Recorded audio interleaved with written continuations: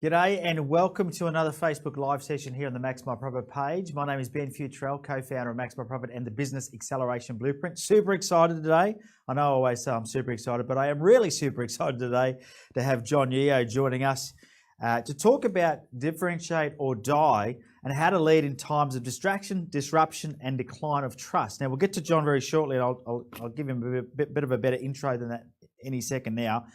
For those of you that are joining us live, please know I am monitoring the chat in the Facebook Live here on my phone. So if you've got a question at any time, feel free to ask your question in the chat box below.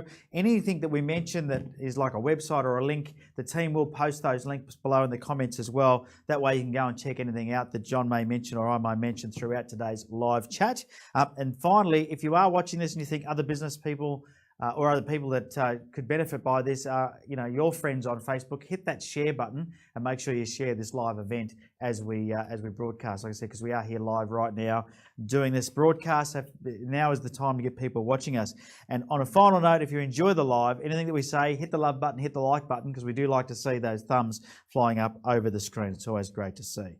All right, so Jon Yeo joins me today. Now, Jon has had a bit of a history with us. We've had him at our events before, but as a speaker and coach, he's also the TEDx Melbourne licensee. He helps leaders tap into a domain of real leadership and engagement, builds deep connection and loyalty, and co-create a new reality of human potential.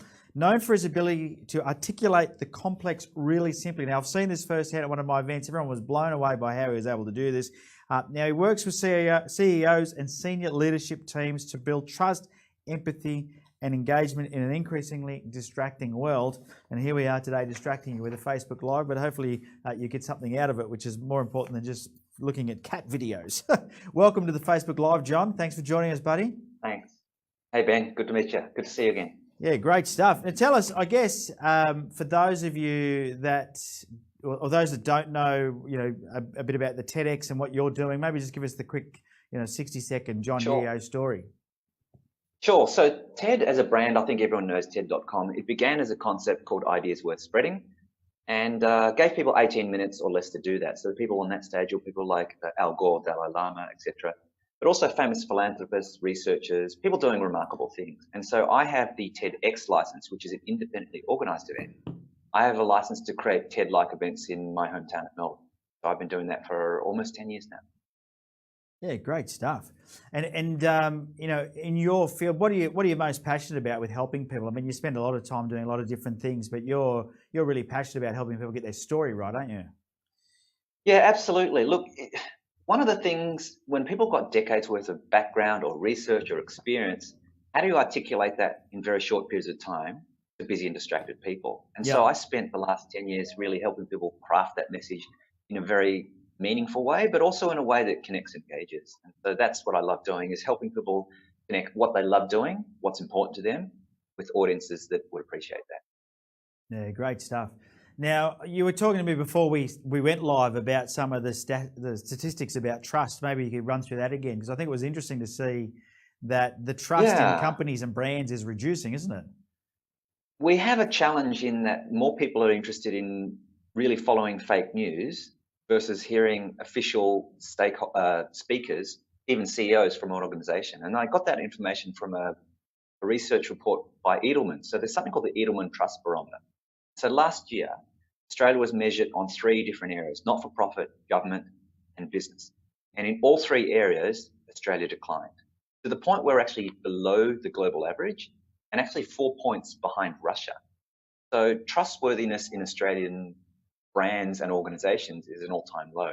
So how do we cut through that when we've got things like Royal Commissions at Cambridge Analytica and governments that really don't even hold full term? And what does that mean for Australians? What does it mean for business? And what does that mean for people who are trying to cut through that noise and sensationalism to really having those connections that really mean something to people? Yeah. And what effect do you think it's happening on business? Is it having an effect on small business, do you think?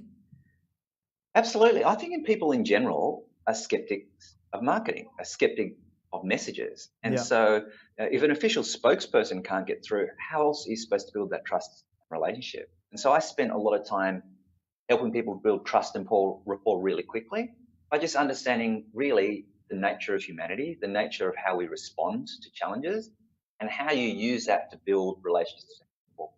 Yeah, great. Yeah. Now I can see quite a few people have just joined the live stream. If you've just joined us, I'm here with Jon Yeo, and we are talking about why you need to differentiate or otherwise die. And Jon is going to be sharing some absolute gold with you in this next half an hour. If you are enjoying the live stream, hit the thumbs up. I am monitoring the chat box on my phone here, so if you do have a question for Jon anytime throughout the live, just ask it in the chat box, and I'll make sure we do our best to get to your question. So, branding used to be, about billboards and advertising on the radio and etc. And that would be how people would build trust in the in the world of marketing. Why is that now no longer as effective as it used to be, do you think? Well, I think that whole handshake and trust and rapport is gone. Yeah. Gone are the days where if you had a title, people believed you, or if you were an expert, people believed you. 20 years ago, if people wanted to meet an expert, you either had to pay for their services, read their book, or maybe give them a phone call. And that was pretty much the only channels. We've got so many channels now, and we've got universal access, even via phone, to information at our fingertips. And so we can find out information about not only your idea, but your reputation, who you work with, what people think of you. And so that trust is really delegated to our friends and peers who have worked with brands, as opposed to directly from the brand itself. So our job, I guess, as business owners is how do we cut through that skepticism and that the signal to noise that we see on any social media or any other channel that potentially we can get our information. Because I think, you see people everywhere writing books, for example. You mentioned, being an authority in your industry, we're seeing now that people are writing books to become authorities or experts. Is that effective, do you think, as a marketing tool, or do you think that people are wasting their time and energy doing that? What are your thoughts on that? That's a great question. Look, I think it really depends on the degree of authority and also what the market responds to. But I'll be honest, I've got a whole bookshelf full of free books, given to me by whatever. I'm not convinced. I don't recall. I think I've read one. And so expertise or content, pure content in and of itself isn't enough. It's about how you build that reputation before you even walk in the room. And I find that great organizations or great individuals can do that in two ways. They have a strong position, but they also have able to create a disproportionate amount of attention. And that ability to create disproportionate amount of attention is where the value lies for brands. So for good or bad, that might be a Twitter stream like Elon Musk and Donald Trump. But the reality is he's dominating the headlines, or they're dominating the headlines. How do you cut through that? And so that ability to create that disproportionate amount of attention is something that you believe in, what you stand for, and what excites people. So Richard Branson's a really good example of that. People love his little cheeky, campaigns, but he differentiates himself by creating, these human connections with people. I saw something this morning. He's back at it again. He was in one of these Virgin planes, handing tea bags to people because he wanted to serve them tea that morning on the flight.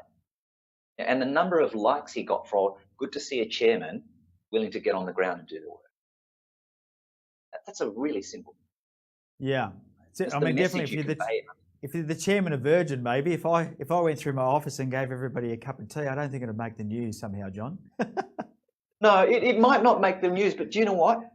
Those small incidents make a big difference. Yeah. And as I said at your workshop that we did a little while back, I was at a hospital, two separate hospitals, and both times I was sitting receptionist, and the receptionist was complaining about what they thought of their boss and what they thought of the company, which totally undid my trust in that hospital. Would you trust someone with your mother's life knowing how bad they're run in the back end?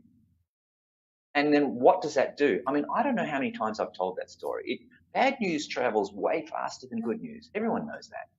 But every single person in an organization is responsible for the brand experience, the ideals that brand represents. If you can't do that universally across your organization, small or large, then you're really letting a runaway train undermine eventually when someone does eventually meet you. So, small tea bags, to your team, maybe not a big deal. But, as a collective, brands spend millions of dollars on brands that can be done in a heartbeat through a cordial conversation. Yeah. And we've got to be constantly mindful of that.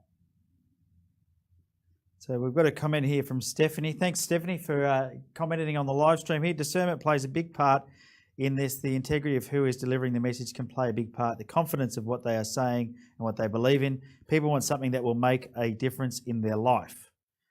Yeah, Absolutely. And so definitely totally hits it on the mark. We've got content, stuff you've got to say. That's what branding and marketing is largely about. We've got context, saying the right thing in the right time to the right person in the right way.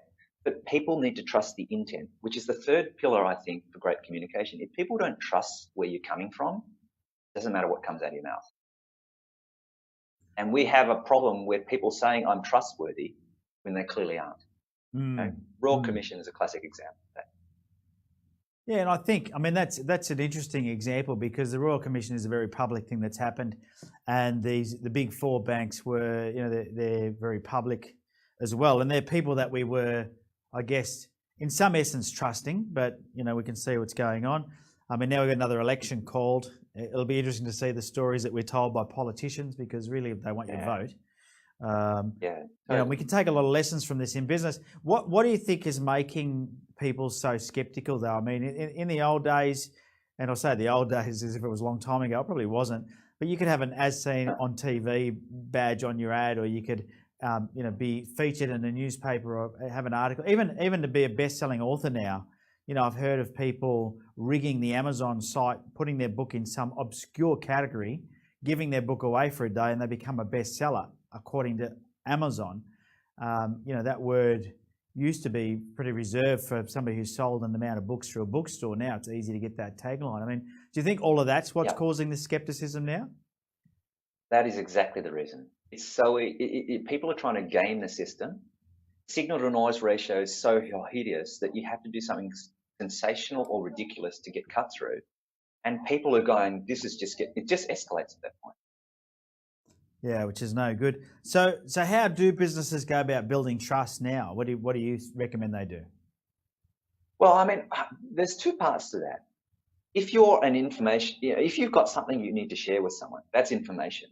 The challenge with pure information is that it's not necessarily memorable. So everyone knows you should eat well, do lots of exercise. Almost no one does it 100% of the time. At the other end of that is the ability to engage, to hold people's attention.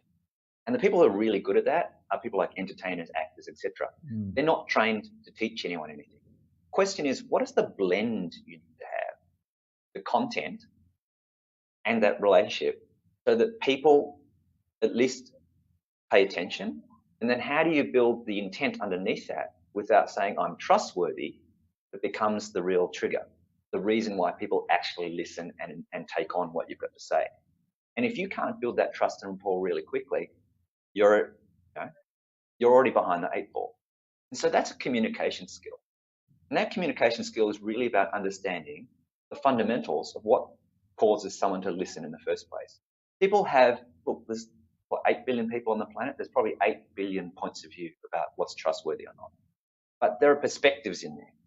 So, you know, when you open your mouth, are they open to your listening, or are they resistant?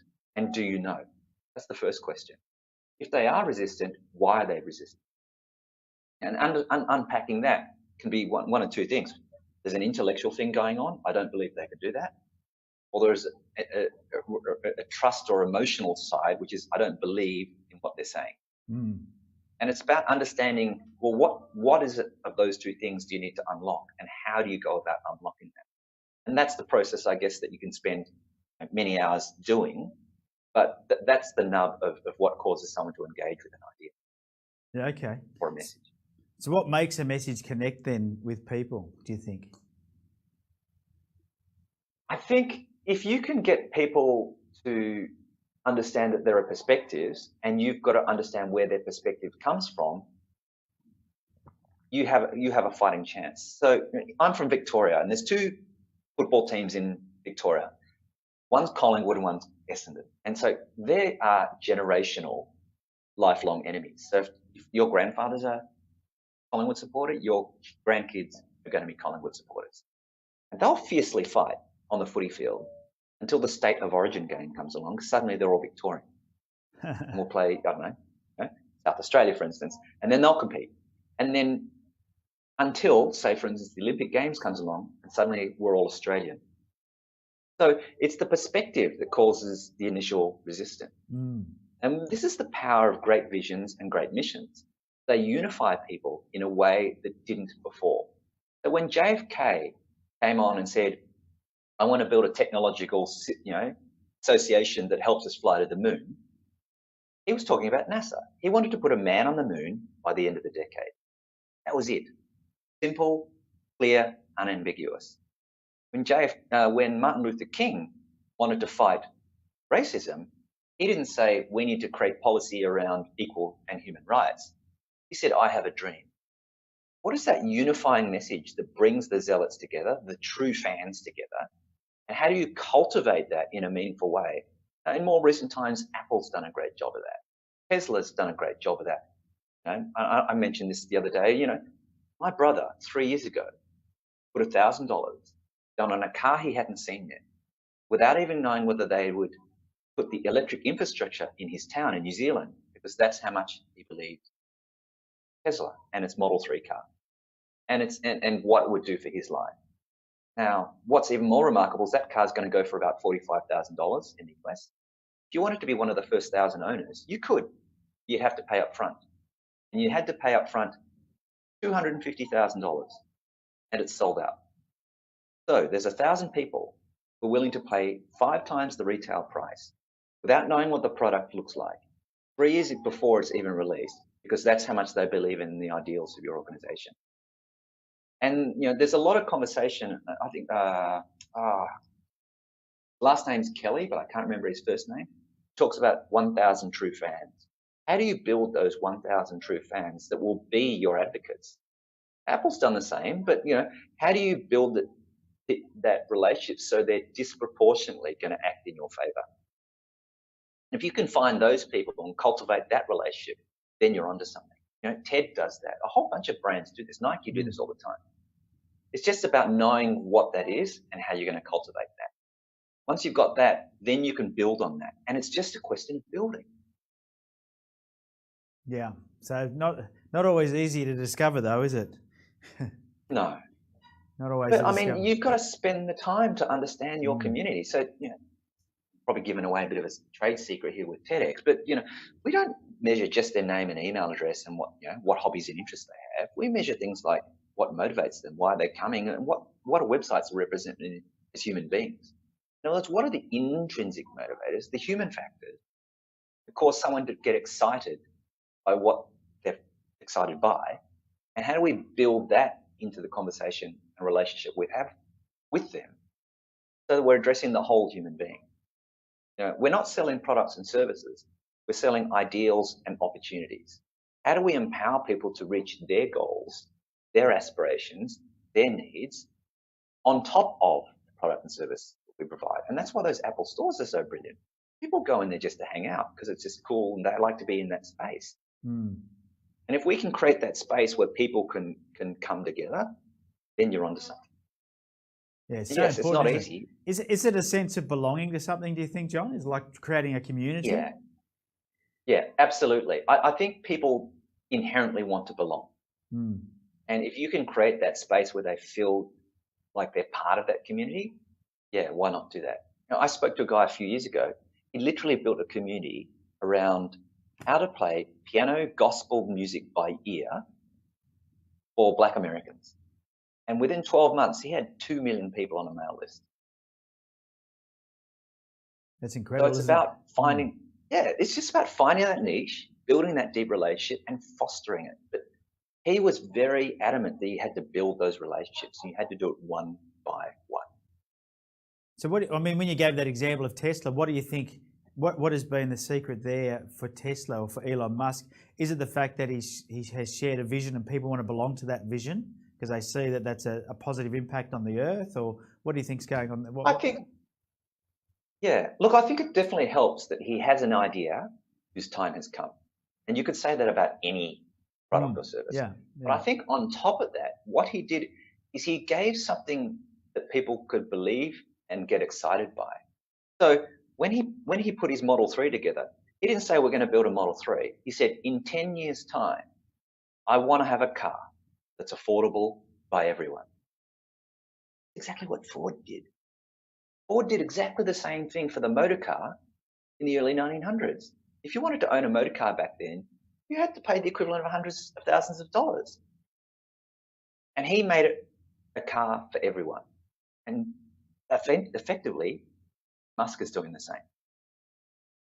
Yeah, it's good. It's good to look at the links in history and see how these guys have quite often just repeating history. They say history never repeats, but here it is happening. Now, thanks for those that have just joined the live stream. We see quite a few people joined us here. If you're enjoying the live stream, give it a thumbs up. Make sure you hit the thumbs up button or the love button. We do love to see those. And I am monitoring the questions on my phone here, so feel free to ask any questions as we go through. I have got a couple of questions here, John.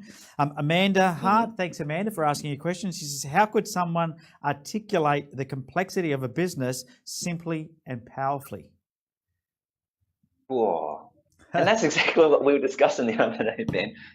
It can be done. It can be done. So the work I do is how do you create that meaningful engagement in 90 seconds or less? It's an hour and a half workshop. We clearly do not have time to do that, but kind of the insights. There are 5 levels or domains that people are at that are either helping them understand your message or distracting them from your message. So let's start from the top. I'll just quickly go through these. The first one is environment. Where is your market at? Is it growing? Is it contracted? Is it being seen in a positive light? So, for instance, banking and Royal Commission not being seen in a positive light. Not right now, no. Okay. Those are environmental factors that any organization needs to play in order to differentiate itself.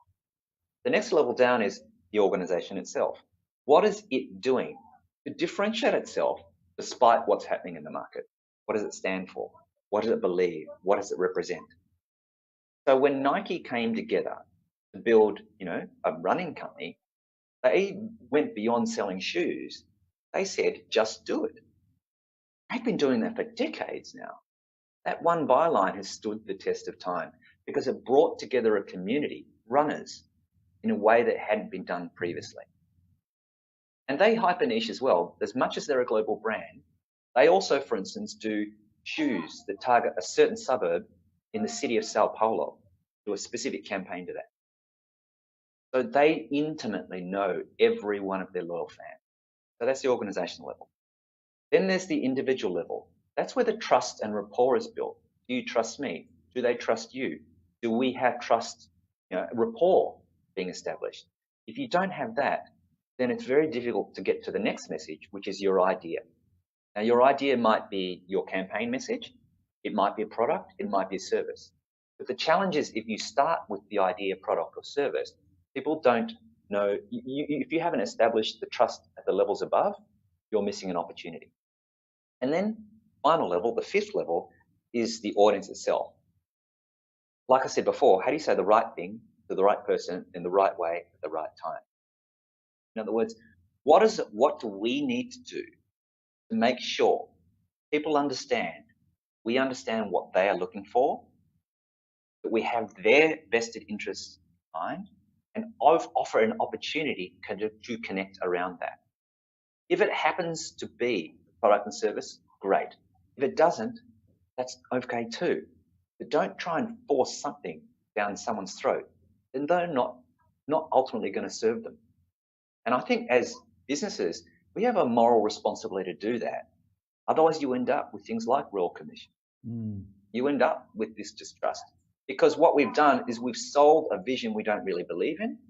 We've provided a message or product or service it doesn't really serve. And at some point, any investment you do has a payday. And in this case, bad practice got its payday. It's the old compounding effect, isn't it? But of the negative. So I've seen something recently happen. I mean, unfortunately, I think the finance sector is under the spotlight right now. I saw an article just recently written about accountants and financial planners recommending self-managed super funds when really it wasn't in the best interest of the customer. And so that means that the public becomes very wary, don't they? Even if you're a very trustworthy person and you've always done the right thing, then people will still question you if that's what you recommend, if that's what's in the media. Yeah. And that's the skepticism that you were mentioning earlier.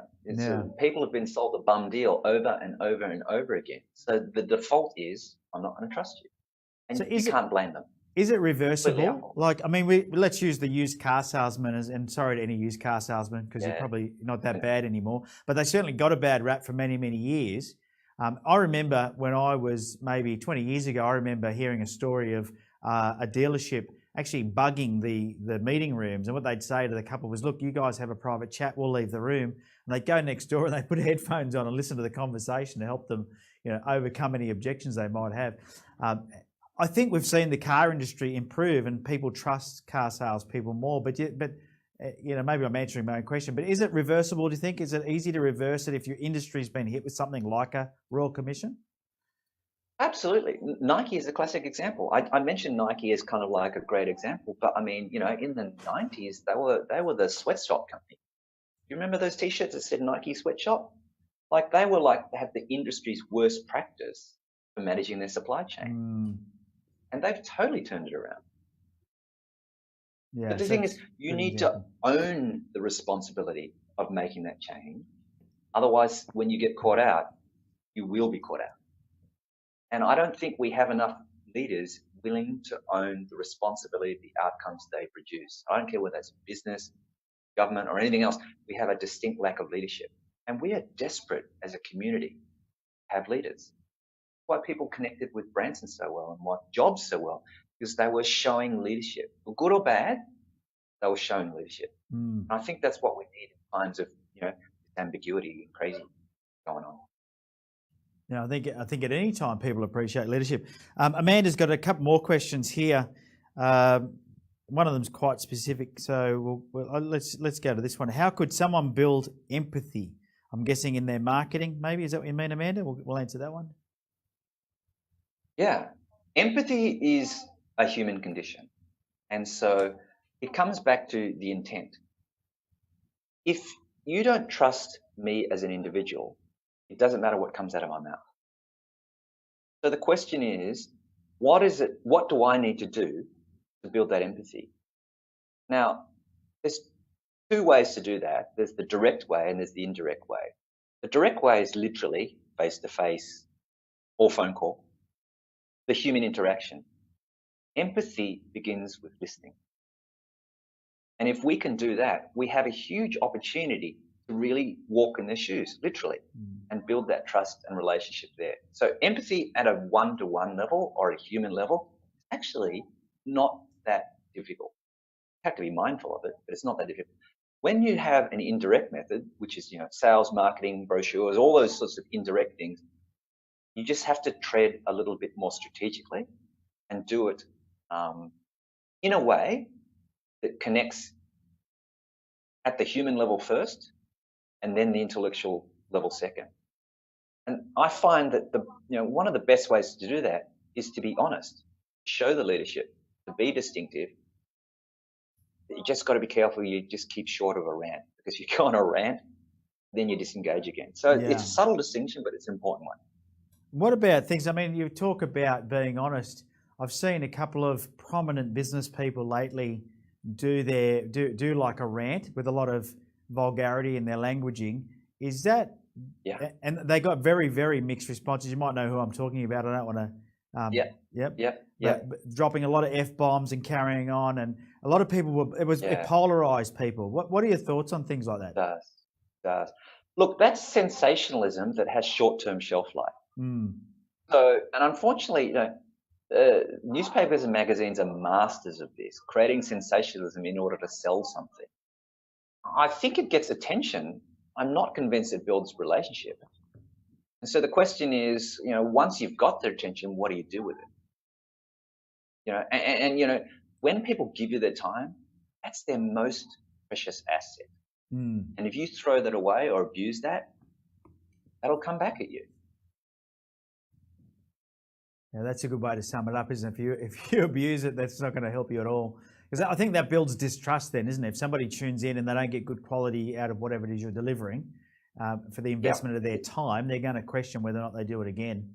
It's cumulative. Yeah. So how are we going for time? We've got a couple of minutes left if anybody wants to ask any more questions. If you're enjoying the live stream today, make sure you hit the thumbs up button. Let us know that you've enjoyed today's live with Jon. It's always great chatting with you, Jon, because we get lots of insights from you. that I think a lot of people don't think about when it comes to marketing their business. You know, we like to just, like I see people all the time, how do I run a successful Facebook ad? Well, it's not about the ad, is it? It's about the messaging, and it's about connecting, and it's about empathizing and getting people to react or respond to what it is that you do, isn't it? Yeah, absolutely. Look, whether it's Facebook or any other, it's just a channel. And so coming back to what we just said before, it doesn't matter which channel you've got. How do you have a strong position? Because you've got a weak product or weak idea, it won't survive anyway. What do you need to do to create that disproportionate amount of attention? Now, as you just mentioned, the F word, that is one way to do it, but it has limited shelf life. So what else do you need to do when you have someone's time in order to nurture that relationship? It's not necessarily get to the end point, is what do we need to do to get the next step in that relationship? That might be a conversation, it might be getting to do something, it doesn't really matter. But again, be progressive about this. Don't jam things down people's throat. Make sure that they know that you know what they're looking for, and build a relationship around that, because strong relationships create opportunities. Now, if you want to be transactional, which is also a model, then you're at the whims of the next disruptor. You can do it faster, better, and cheaper. So what's your thoughts on building communities using platforms like LinkedIn or Facebook groups? Is that something you're seeing working well for smaller businesses? Because we see these larger businesses are able to, invest a lot of their money into building their own platforms, but smaller businesses probably don't have those resources. Yeah, you're right. Look, I think it has merit. I wouldn't bank on 100% of anything coming from one particular channel or one particular place, but it's a great place to build that initial engagement, build that initial relationship, and then as much as possible, try and build offline as well. Like the great brands do great offline as well as online. Ed does that, If you look at any great social media campaign, there's some great offline stuff that they do as well. Coke does an amazing job with their offline experience. And unless you're local to that event, you don't necessarily see them.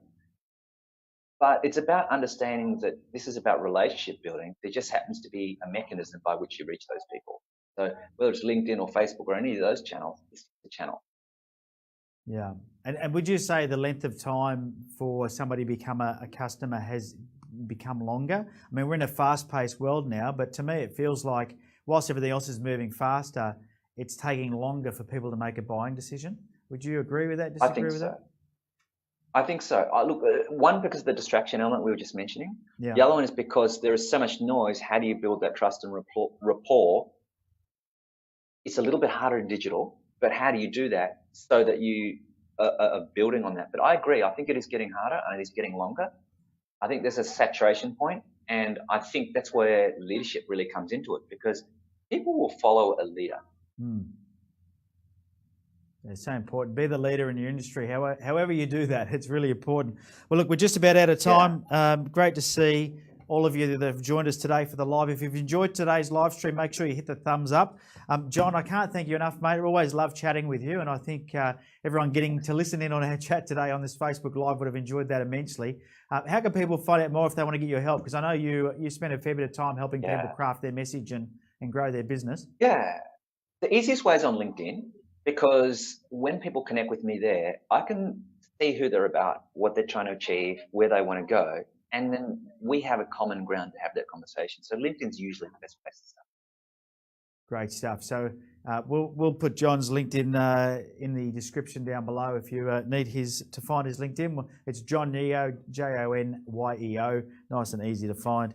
Well, mate, it's been an absolutely fantastic time talking to you. Thanks again, mate. I really do appreciate it. And I love what you're doing with TEDx Melbourne, and of course with everything else that you do. It's always inspiring to watch how you're making an impact on small business and everything, in education for business owners. I really love it. Thanks again for joining us. Great. Thanks, Ben. Cheers. Thanks for having me.